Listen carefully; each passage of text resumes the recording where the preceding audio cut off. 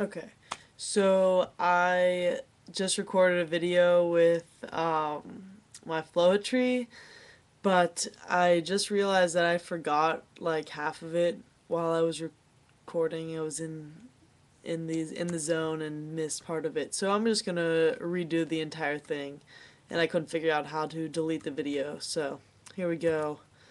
Um, all right, so here is the full Floetry of loving the universe. If we can love nature, the world will surely love us back. Because when we get confused and lost, it puts us back on track. We need to open our eyes and ears and listen. When we shut them off and get distracted, we don't realize all we're missing. Open our mind and open our heart. Here and now is the only place to start. Because each moment is shockingly temporary, and we often feel infinite presence with the contrary, thinking future thoughts, making us feel anxious or wary. Please beware of getting scared, for fear creates perceptions impaired. It builds a comfort zone wall from which we are afraid to fall, an obstacle that makes freedom optional. But freedom is a right we were supposedly given at birth. It should be exercised daily despite another's perception of our worth. Perception is just an individual's selected thought collection, seen through a lens of experience recollection, separating us from our innate connection. All it takes is to notice everything that's here. Wide-angle vision will help us see clear. Because when we are oblivious and contained in a separate bubble, in a world surrounded and connected to others, it will more often than not get us into trouble. Now we're getting lost and feeling frustrated, so take a deep breath. Because no one is waiting. We have this mind-created rush that makes us feel anxious, but all we need is a little bit of patience.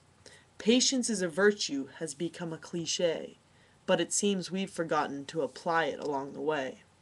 We are constantly faced with life's paradoxes. It forces us to take a step out of our simple preconceived boxes. Do we want to believe we are an insignificant part of the institution? Or do we want to step up to be part of the solution? We might be considered Western culture's pollution if we join together to be part of a revolution. Less talk, more do. It's through our actions that the next step will pursue. Words often result in notions untrue. If we keep using words without action, frustration will brew. Pent-up energy, trying to escape verbally, just won't do. We often suppress action due to an underlying fear that we won't attain our desired satisfaction. But rejection is just another definition for redirection. Keep your feet moving, each step with more intention. And this can present time for reflection, in which we can identify the misperception and work it out through new idea conception, while also practicing outcome expectation prevention. Because creating expectations for outcome sets us up for disappointment, and we can heal these struggles with the spontaneous ointment.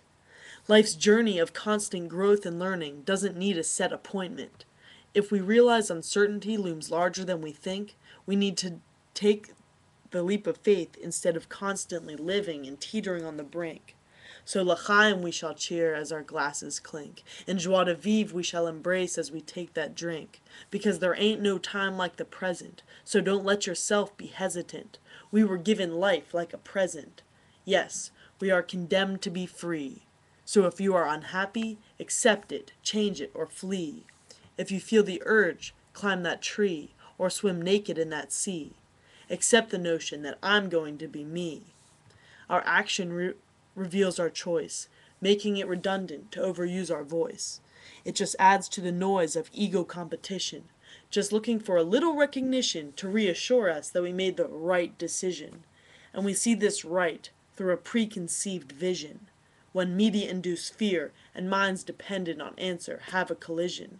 Suppressed imagination is Western culture's mission, and we're starting to realize the system might need a little revision.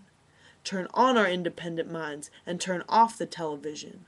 All it takes is a small incision, Plant a seed and watch it grow as the tribe gathers with cohesion.